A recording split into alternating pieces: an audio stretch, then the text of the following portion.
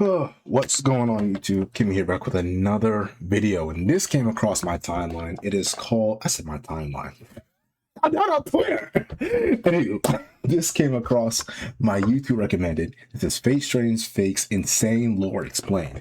20 plus facts to help you understand the anime better. Now, if you guys haven't known, I have been reacting to Fate Unlimited Blade Works on the channel. Video should be up to date, actually. So if you guys want to watch my reactions to those, great. Best reaction on YouTube. Yeah, go ahead and look at them. But yeah, I'm going to watch this video because even though watching Unlimited Blade Works and watching Strange Fake has helped with my understanding of said story, why not watch something that will help me understand it better and make the reactions better? See, I'm thinking 5 steps ahead. So if you guys enjoyed this video, make sure you leave a like, comment, subscribe. If there are any spoilers, the Tsukuhime, Melty Blood type Illumina game was kind of garbage, but anyway, I did watch a little bit of Fate Grand Order during quarantine. It was like 2020. I saw the chick that looked like Ren. That's all I have to say. But yeah, I saw that. I saw maybe like 5 episodes, and then they were saying things I didn't know what was going on. Of course, I went into something like maybe the 6th entry or whatever. I don't know. But yeah, enough rambling. We're gonna get into this joint. And there's any spoilers for Unlimited Blade Works, Fate Zero, any of those joints, I will please skip it. So the world of Fate Strange Fate, that to understand all of it, you quite literally have to be a scholar of the Nasuverse. We've got the standard Fate stuff of servants, masters, and a Holy Grail war, characters stemming from all different branches of the Fate universe, dead apostles who come from dead apostles, executors who fight. That's actually funny because I know I keep calling this game trash. Melty Blood type Lumina did have a character named Dead Apostle Noel, and she was like a vampire. So I don't know how I did. I mean, I knew he was. They said he was a vampire, bro. All that we're gonna talk about here, so if you want to understand more about just how crazy this version of Fate is, these are the fun facts you might not be aware about. Okay. Let's get started. Don't spoil me. To kick things off with Gilgamesh, the relic used for his summoning was the Spare Key of Babalu. Spare Key of Babalu. Key is what Gilgamesh uses to access Ea, but the Spare Key is simply a more traditional one. Okay. Where the real key is this ever-changing element of magic only Gilgamesh understands, the Spare Key is the functional version that opens the front gate to his treasury. It can't access the deepest parts of it where Ea is kept. This makes the two very much different, as one is a decorative piece Gilgamesh couldn't care less about, while the other is the sole object granting him access to one of his most prized possessions. Moving on to the Clock Tower in London, this is the first branch and headquarters of the Mages Association. The Mages an Association. Organization that works to control, conceal, and develop magecraft. Lord El Malloy is Waver from Fate Zero, and if you've watched his spin-off, then you'd recognize. Wait, so is magecraft just magic? I know some fellas might be a little bit teed off that I said the M word, but it's just magic. That was also in Fate Apocrypha, shown in really? 1 during that scene with Kyrie. I've seen Fate. I didn't see it, but I've seen it listed on the Netflix anime listing. Never watched it. Mr. Langle mentions the root. He's simply referring to the pinnacle of magical achievement, with the root being this higher dimensional place that acts as the source of pretty much everything. To uncover a path to it would be akin to finding a route to godhood. Within it exists absolute knowledge on everything. Absolute godhood with magic. Lord El Malloy of his servant from Fate Zero, a recurring theme we'll see in the episodes to come. Long story short though, the King of Kings lost to the King of Heroes, and that was a moment Lord El Malloy constantly looks back on.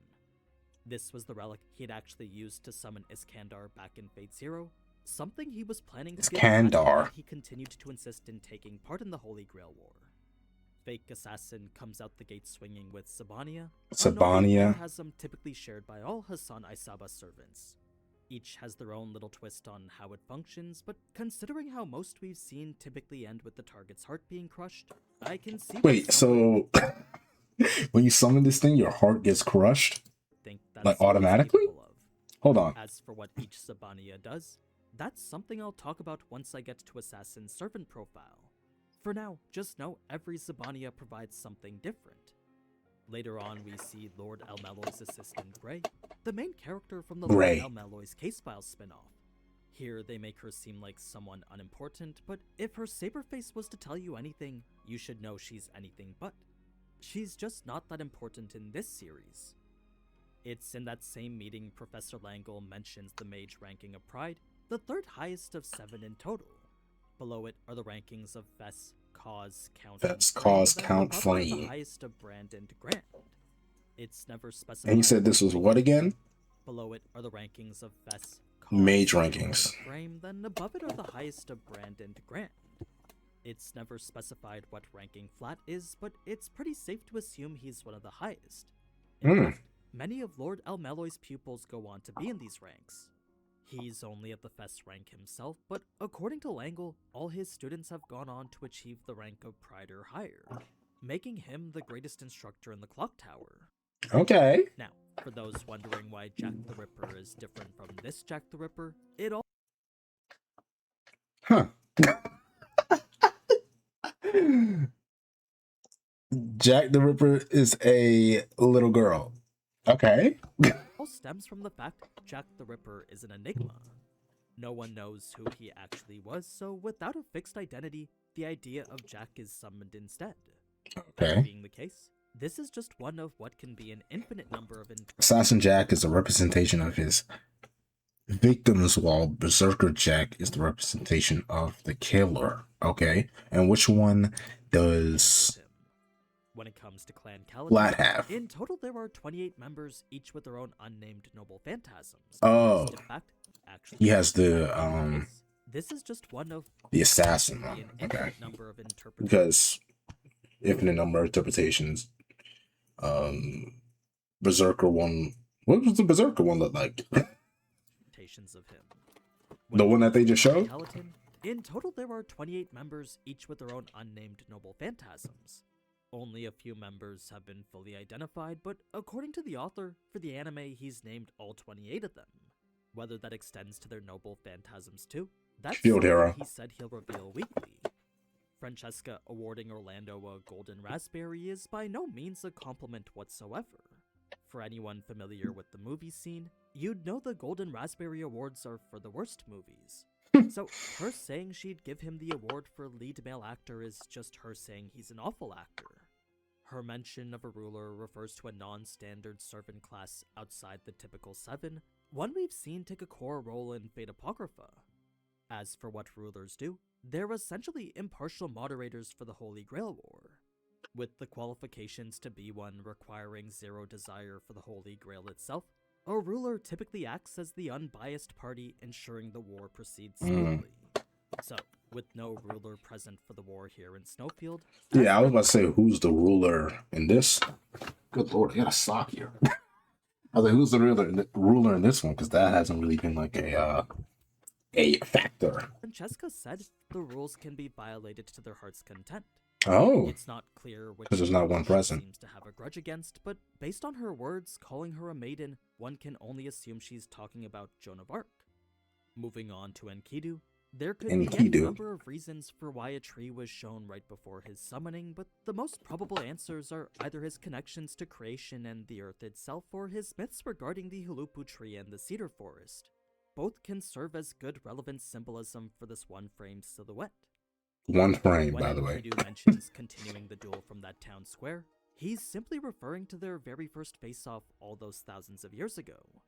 Enkidu was created to fight Gilgamesh as his equal, resulting in a battle which had lasted for days. There was no decisive victor left standing at the end of it, leading Gilgamesh to call the battle a draw. That's why Enkidu says they can continue it here, since before they never really got to finish it.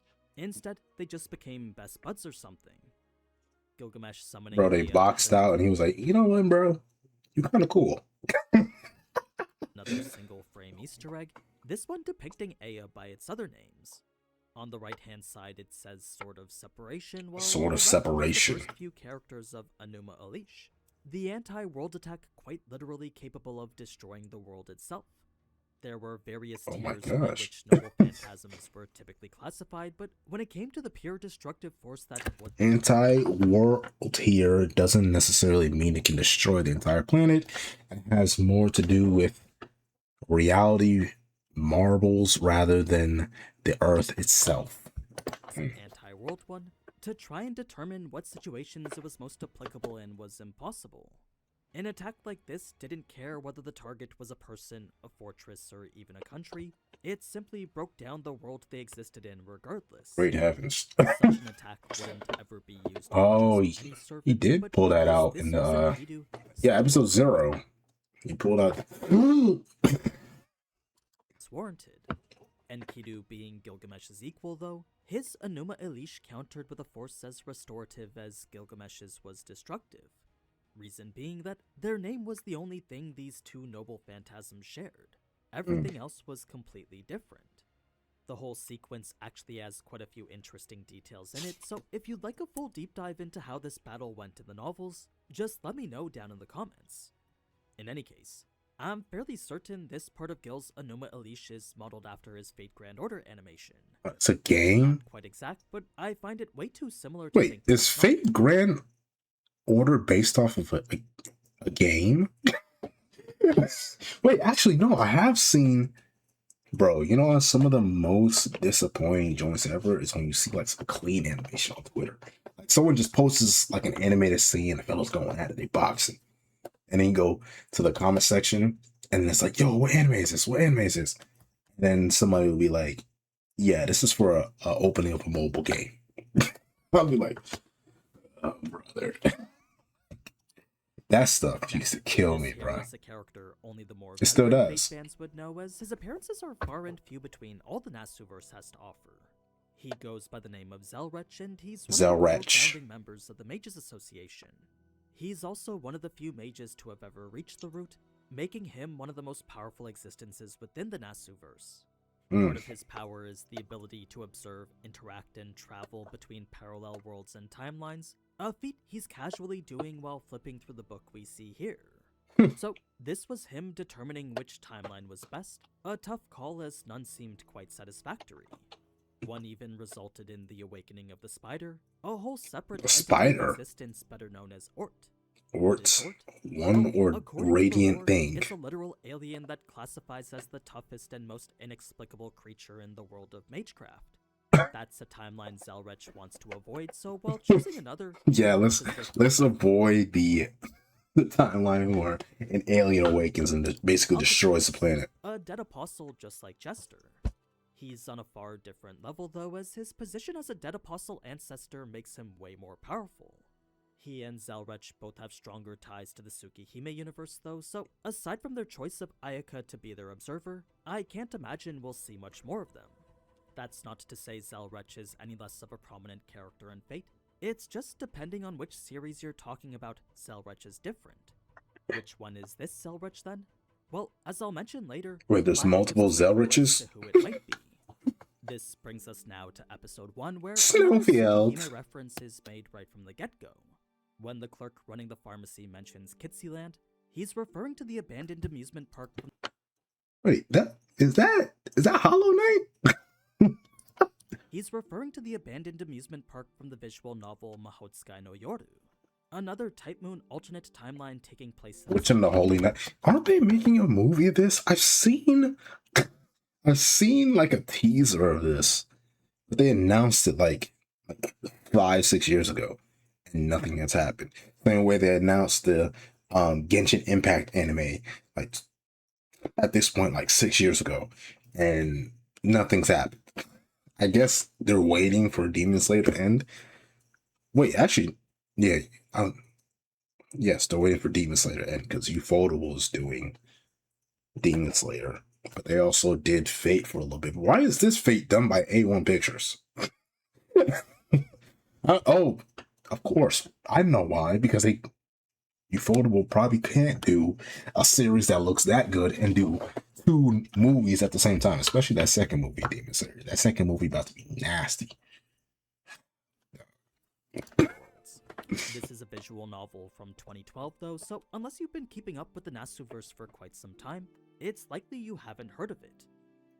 In the flashback Ayaka has of the Ironsburns, this person here could be Sella, one of the many homunculi created to serve as a maid, bodyguard, and caregiver. We've seen her before in Unlimited Blade Work, so that's just— oh yeah, she was one of those like maids. Next we have all these various photographs with characters from other Fate series. On the left we have Best Girl Rin from Fate Stay Night. On the right is her rival Luvia from Fate Hollow Ataraxia, then the other is Reigns of Lord Elmalloy's Case Files. She looks mean. Is Gray plus his other classmates, characters you may recognize as Flat, Sven, and Yvette. Finally we see Kaus, the master of Frankenstein from Fate Apocrypha. He too is yet another— looks like some out of Guilty Gear. Like look, this Loki looks like— was it not? Is it Ava? Bro, I haven't played Guilty Gear in a minute. Finally, we see Kaus, you guys, if you know, you know, bro. Who does this look like? Yes, I think this looks like Ava. One with the key in the middle of her head. Another of Lord Elmalloy's many influential students. In Lord Elmalloy's flashbacks, we get to see the ending of Fate Zero, a corrupted Holy Grail releasing the Black Mud and destroying half of Fuyuki in the process. Here we have a brief nod to In-N-Out Burger, then in Ayaka's flashback— oh wow! I watched this episode.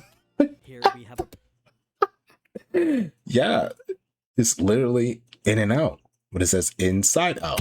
W copyright avoidance. In Ayaka's flashback after, we got a brief glimpse of Kirei, a major character within both the Fate Zero and Fate Stay Night series.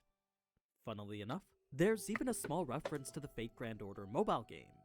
Whenever a 5-star SSR character is pulled in the game, a rainbow orb and aura typically precede it.